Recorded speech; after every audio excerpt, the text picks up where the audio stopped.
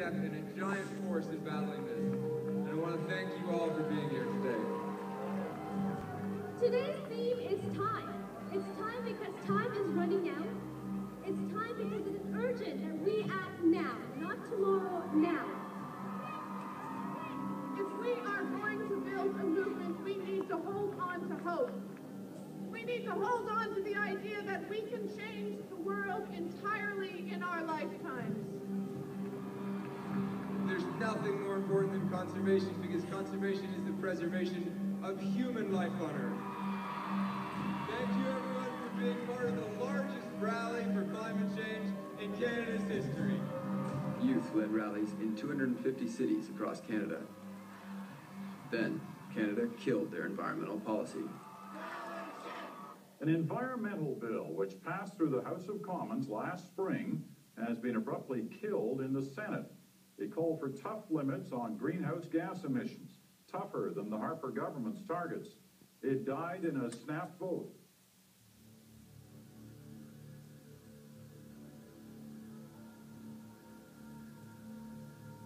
I was devastated. So I set out across the country to find out why Canada was willing to kill the oceans.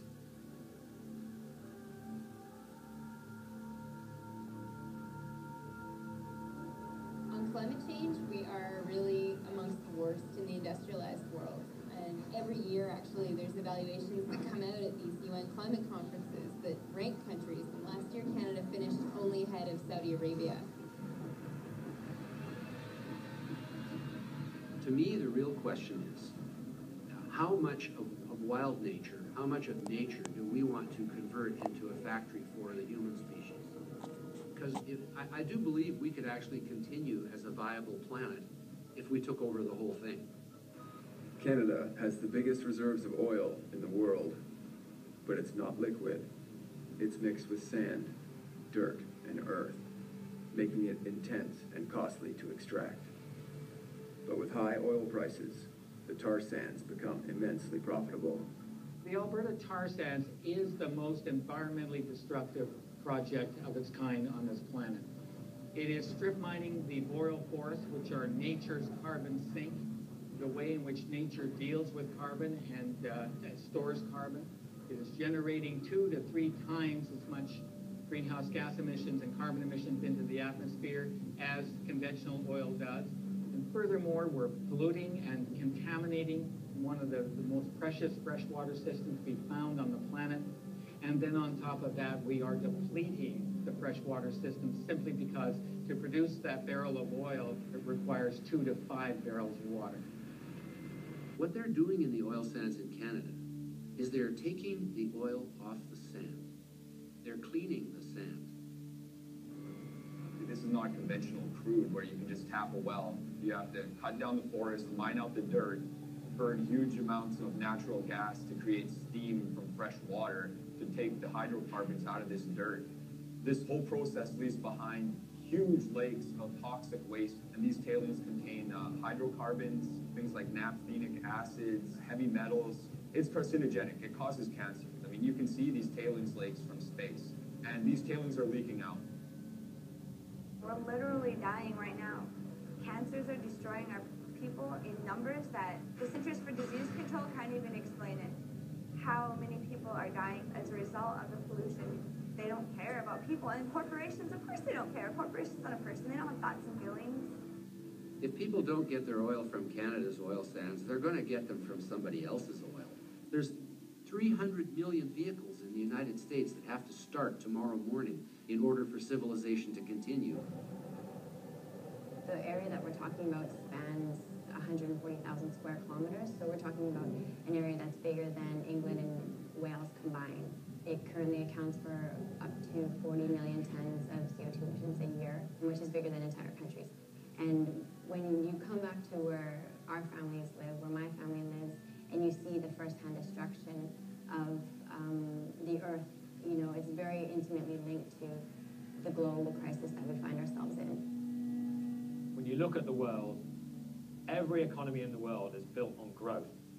Now, when you have a finite planet with limited resources, it doesn't take a rocket scientist to figure out you can't grow your way out of problems.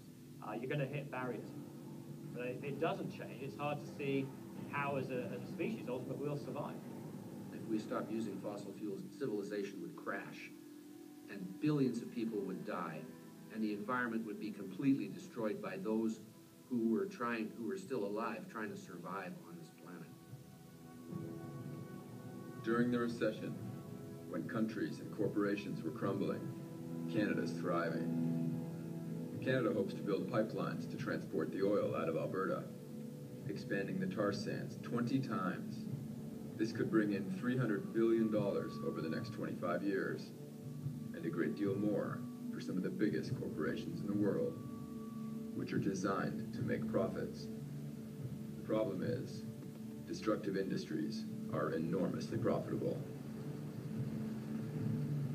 I would say if we really go to exploit the Alberta tar sands, that would be the point of no return. It would destroy the landscape, of course, but it would open a Pandora's box of greenhouse gases, again, of the size of all what Saudi Arabia has. And if we really go down that road, when it means we have given up on climate stabilization, so in a sense, this is one of the decisive battle in the war against global warming. Leave the Alberta tar sands in the ground.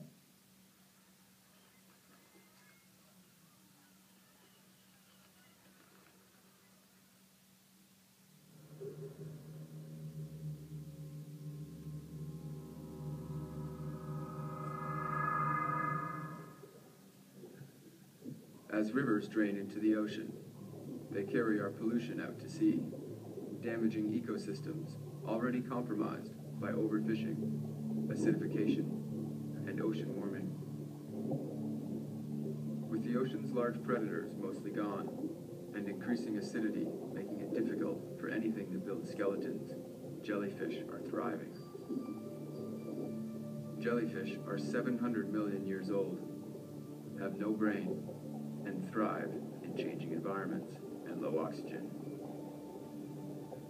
But our pollution is causing the oceans to go anoxic, or totally devoid of oxygen, as they have in extinctions in the past. Dead zones contain no life. Not even jellyfish can live there.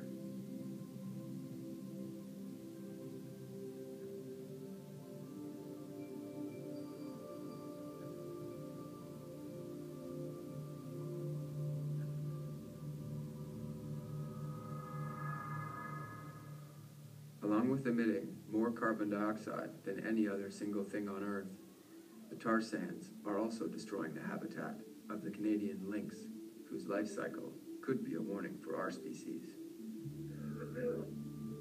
Lynx are some of the most elusive cats in the world. They live almost exclusively on snowshoe hares. They're such awesome predators, the hares are no match for the lynx. And every 14 years, most of the lynx die off because they've wiped out the hares. After a couple of years with few lynx, the hare population recovers, and the lynx population starts booming until they wipe out all the hares again and die off themselves, booming and busting every 14 years. I think fundamentally there's a lot of us. There's more people on the planet than any other large species probably in the history of the planet.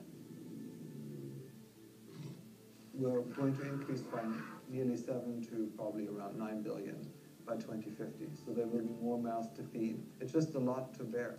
And there is this perception that our consumption can grow and grow and grow in some way into the indefinite future. Clearly, we're already exhausting the capacity of the planet to provide for us at our current level of population and consumption. I think we're in trouble, and probably more trouble than most people realize. We look around the world, and we look at the environmental trends that I've been tracking for decades now. Deforestation, soil erosion, aquifer depletion, collapsing fisheries, grasslands turning to desert. I mean, you go down the list. CO2 levels rising, temperature rising, ice melting. We've not turned a single one of these trends around. And then we know from studying the archaeological sites of earlier civilizations that when they moved on to an environmental path where they were destroying their natural support systems, their forests, their soils, or what have you, that it was only a matter of time until they declined and eventually collapsed. No civilization has ever survived the ongoing destruction of its natural support systems, nor will ours.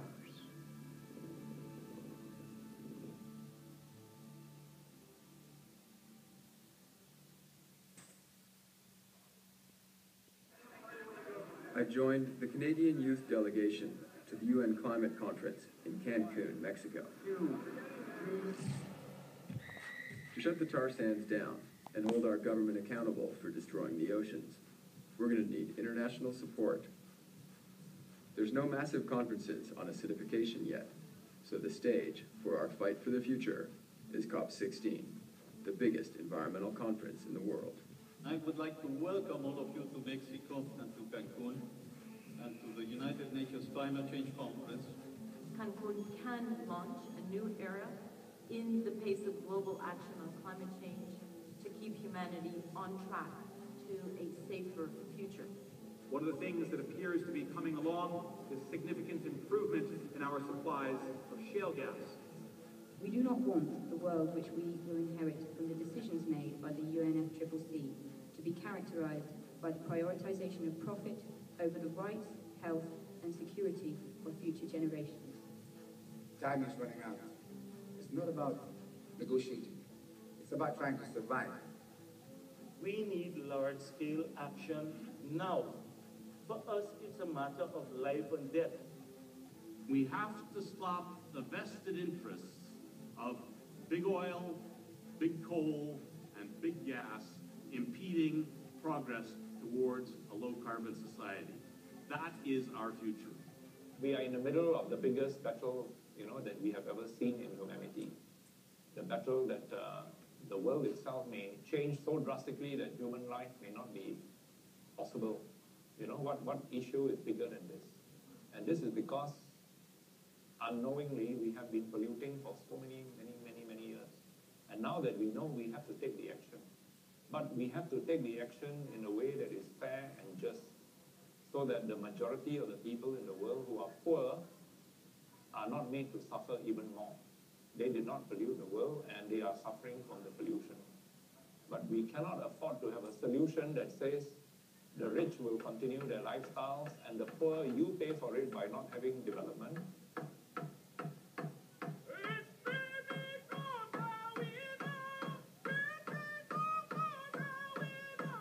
The UN process is a consensus-based process, so everybody has to agree or there's no agreements. For Canada, the tar sands is everything.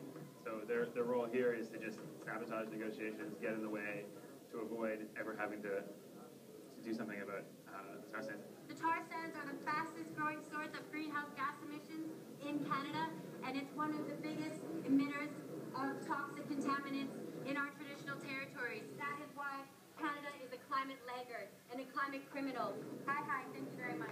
It's quite possible for one country, a small country like Canada, to throw a huge monkey wrench in and ruin everything. And we may be set back a decade or more on solving the climate crisis internationally.